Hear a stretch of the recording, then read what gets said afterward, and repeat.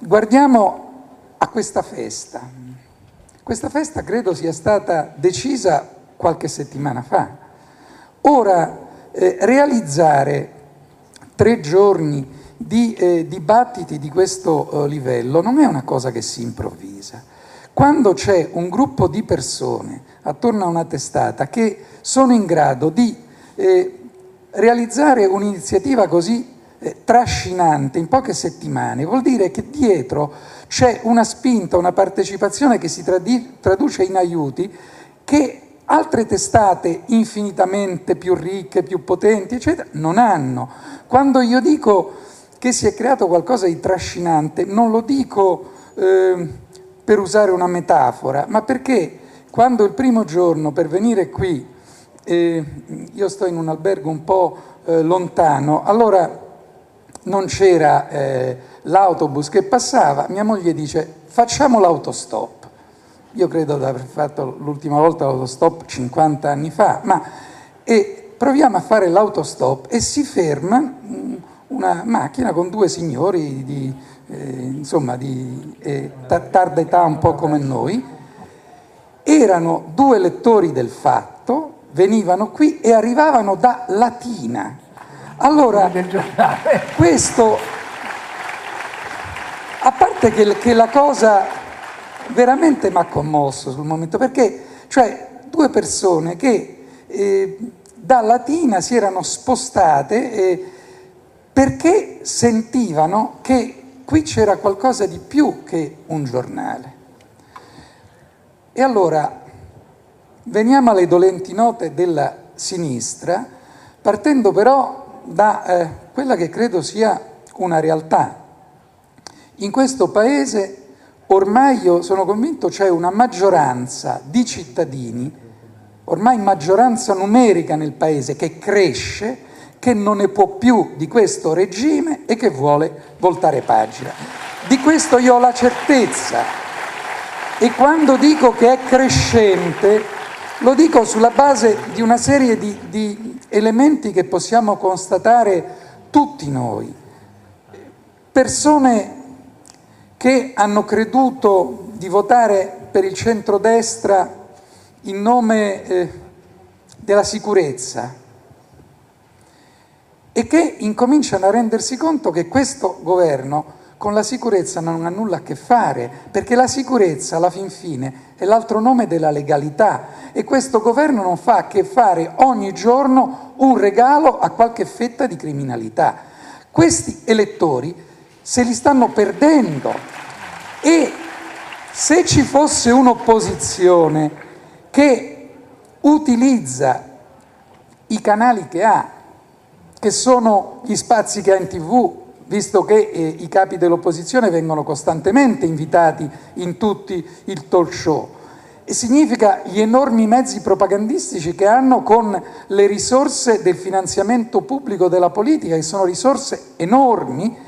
Se riempissero, avessero riempito nel momento delle varie leggi vergogna l'Italia di manifesti in cui si diceva con questa legge chi ha commesso una rapina, un furto, uno stupro, eccetera, avrà in pratica 1000 probabilità in meno di essere scoperto e 1000 probabilità in meno di essere punito. Se questi fossero stati i discorsi, una maggioranza che sappiamo ha vinto le elezioni agitando costantemente lo spettro della sicurezza, bene, tutta quella loro demagogia gli si sarebbe ritorta contro. Purtroppo nulla di tutto questo è avvenuto. Io credo che una quantità di persone che hanno votato questa maggioranza, pur essendo lavoratori, io non riesco a capire in effetti le persone che sono emarginate o che hanno condizioni di vita non privilegiate che poi votano per i più ricchi del Paese. Però accade, ma sempre di più si scontrano con un attacco costante alle condizioni di lavoro, di cui abbiamo visto dei fatti orrendi sotto il profilo perfino del diritto, nella volontà di Marchionne di interpretare la libertà solo come il privilegio dei potenti che tolgono il diritto a tutti gli altri. Io l'ho chiamata una libertà mannara, perché questa è l'idea di libertà che hanno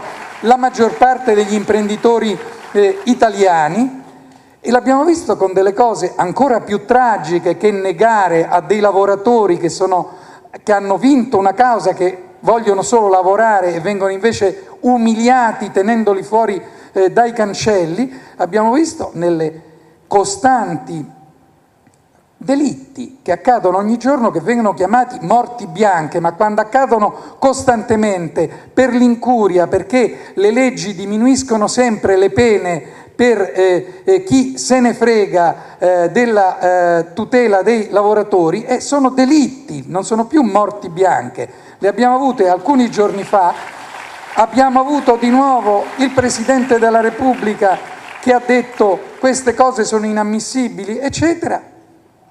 Non succederà assolutamente nulla. Oggi tutto ciò che sono diritti dei lavoratori vengono calpestati con una iattanza che veramente fa schifo. Tutto questo i lavoratori incominciano a sentirlo. Se ci fosse un'opposizione che su questo sa dire le parole giuste, sa chiamare il delitto delitto, sa chiamare non solo alla rivendicazione ma all'indignazione morale contro tutto ciò, invece di invitare Schifani alla festa dell'unità e di piangere perché qualcuno dei leghisti o altri ministri si sono rifiutati. Ma come di piangere? Dovreste vergognarvi di averli invitati e di rammaricarvi che non vengano. Allora, ecco, qui abbiamo uno scarto crescente fra un paese che è disposto a impegnarsi a lottare per cambiare radicalmente, e la mancanza totale dei gruppi dirigenti che li sappiano interpretare. Questa è la realtà. Di fronte a questa realtà io credo che sia vero quello che veniva detto prima. Il Fatto è intanto una grande realtà editoriale, guardate, da alcuni decenni che non succedeva qualche cosa di così straordinario in un panorama editoriale che oltretutto ci dicono è in crisi in tutto il mondo. Improvvisamente nasce un giornale che conquista lettori, li allarga, che soprattutto conquista lettori giovani, cosa che non avviene più per i giornali. I giovani non leggono più i giornali, improvvisamente credo che la maggioranza dei lettori del Fatto siano lettori giovani. Si dice ormai i giovani vanno solo sul web. No, i giovani invece leggono anche il Fatto. Allora è già un elemento sociologico straordinario, ma io credo che rappresenti invece qualcosa di più anche dal punto di vista della speranza politica, non perché il Fatto possa diventare un partito, ma sicuramente perché può diventare il fermento e il lievito di una nuova classe dirigente che la società civile si deve inventare, deve trovare, perché noi 9 anni fa ci fu, mi sembra, 9 anni fa, 8, una battuta che disse Nanni Moretti e che scatenò in quel momento anche un movimento, disse, tutto nacque da qualche cosa che gli venne durante un comizio e disse con questi dirigenti non vinceremo mai. Ecco, noi quella battuta non l'abbiamo presa abbastanza sul serio.